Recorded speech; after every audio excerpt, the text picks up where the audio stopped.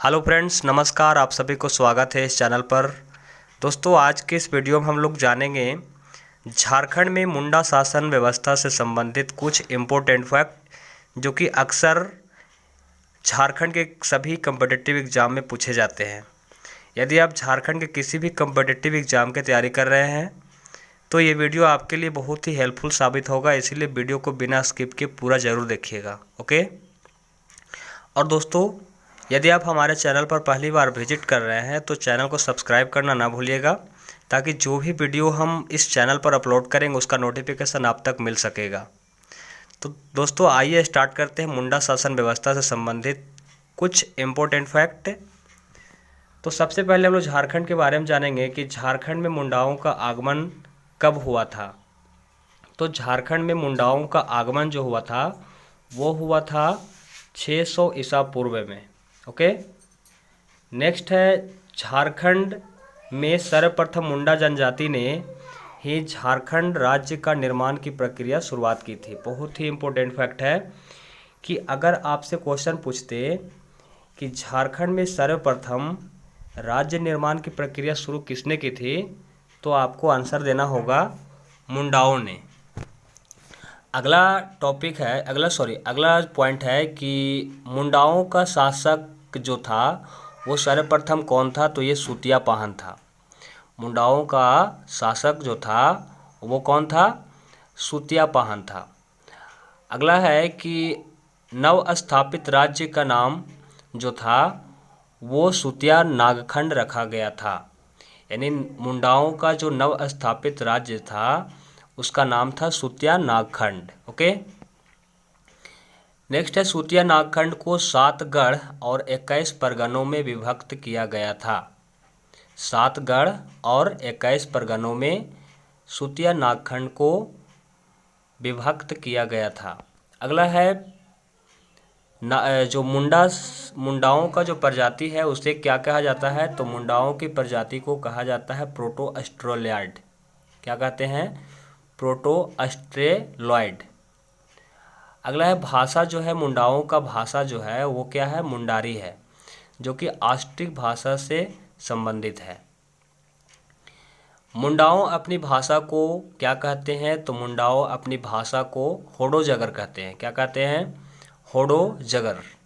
बहुत ही important question है क्योंकि ये कई बार जेपीएससी के एग्जाम में पूछ चुका है ये क्वेश्चन। ठीक है।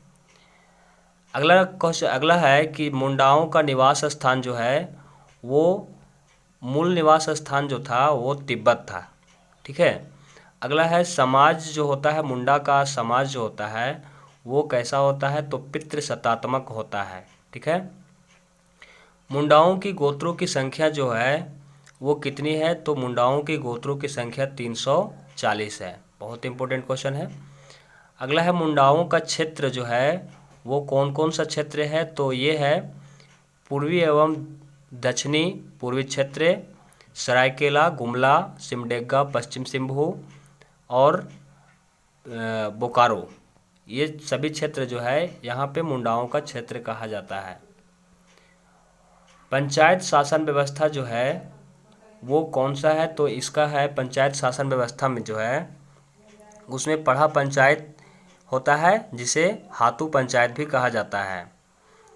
पंचायतों के समूह को क्या कहते हैं, तो ये इन्हें कहते हैं पढ़ा पंचायत कहते हैं। ओके। हातू पंचायत का प्रमुख जो होता है वो मुंडा होता है। कई गांव मिलाकर के एक पट्टी बनाते हैं। बहुत इंपॉर्टेंट ये क्वेश्चन है कि पट्टी क्या होता है, तो ये कई गांव मिलाकर के पट्टी बनाया जाता है और इसका प्रमुख जो होता है वो कौन होता है, तो वो होता है मानकी। कई गांव मिलाकर के पट्टी का निर्माण करते हैं और इसका प्रमुख जो होता है वो होता है मानकी। ओके। अनेक पट्टियों को मिलाकर के एक पढ़ा पंचायत बनाया जाता है। यानी कई गांव मिलाने के बाद पट्टी बनता है और कई पट्टियों को मिलाकर के एक पढ़ा पंचायत बनाते हैं, जिसका प्रमुख जो होता है उसका नाम है पढ़ा राजा। यानी पढ़ा पंचायत के प्रमुख को क्या कहते हैं, वो पढ़ा राजा कहते हैं। ठीक है। और पढ़ा राजा का जो कार्यकाल होता है वो कार्यपालक जो होते हैं, पढ़ा राजा का जो कार्यपालक होते हैं वो होते हैं दीवान, ठाकुर, पांडे और कर्ता एवं लाल होते हैं। ओके, इसका जो कार्यकाल जो होता है वो वंशानुगत होता है। अगर आपसे पूछ दे कि पढ़ा में जो प्रमुख होते हैं, पढ़ा राजा होते हैं, उसका कार्यकाल कितना होता है, तो आपको बताना होगा कि इसका कार्यकाल वंशानुगत होता है, यानी वंश के आधार पर ये कार्य चलता है, कार्यपालक चलता है। ठीक है।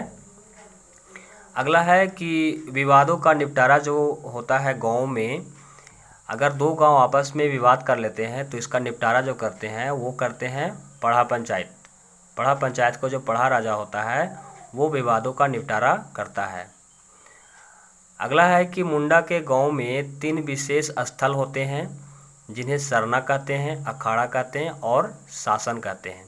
अगर आपसे पूछ दे कि सरना क्या होता है, अखाड़ा क्या होता है और शासन क्या होता है, तो सरना होता है जहाँ पे यानी धर्म से रिलेटेड व्यक्ति इकट्ठा होते हैं, उस स्थान को सरना कहा जाता है। और अखाड़ा जो होता है ये होता है एक प्रकार का ग्राम पंचायत होता है जहाँ पे विभिन्न प्रकार के व्यक्ति उस पंचायत में किसी खास मुद्दे को लेकर के इकट्ठा होते हैं। और शासन जो होता है वो होता है एक प्रकार से शव का स्थान होता है, यानी जहाँ पे मुर्दा को दफन किया जाता है उस स्थान को शासन कहा जाता है। ठीक है। और इसका युवा गृह को क्या कहते हैं, तो युवा गृह को कहते हैं, यानी आपसे क्वेश्चन पूछेगा कि मुंडा शासन व्यवस्था में युवा गृह को क्या कहा जाता है, तो आपको आंसर देना है कि मुंडा शासन व्यवस्था में युवा गृहों को गीति ओरा कहते हैं। क्या कहते हैं? गीति ओरा। अब युवा गृह क्या होता है, तो इसमें एक प्रकार से शिक्षण का स्थान होता है जिसमें 10 से 11 साल के बालकों का वहाँ पे प्रवेश होता है। हर 3 साल में इसका प्रवेश लिया जाता है युवा गृह में, जिसे गीति ओरा कहते हैं। और मुंडा शासन व्यवस्था में जो खूट का, अगर आपसे अर्थ पूछ दे कि खूट का अर्थ क्या होता है, तो आपको बताना है मुंडा शासन व्यवस्था में खूट का अर्थ होता है परिवार। ओके। अगला है कि मुंडा शासन व्यवस्था में पाहन को दी जाने वाली लगान को क्या कहते हैं, तो डाली कटारी भूमि कहते हैं। ओके।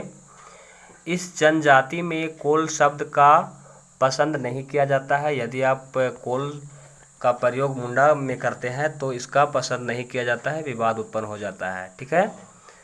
तो दोस्तों ये थे मुंडा शासन व्यवस्था से संबंधित कुछ इम्पोर्टेंट फैक्ट जो कि हमने शॉर्ट नोट्स में तैयार किया है। यदि आप वीडियो पसंद करते हैं तो इस वीडियो को लाइक कर दीजिएगा और अपने दोस्तों के पास शेयर कर दीजिएगा। और यदि आप हमारे चैनल पर पहली बार विजिट किए हैं तो चैनल को सब्सक्राइब करना ना भूलिएगा। ओके। तो चलिए वीडियो को एंड करते हैं। धन्यवाद। खुश रहिए, मस्त रहिए, हंसते रहिए, मुस्कुराते रहिए। Thank you.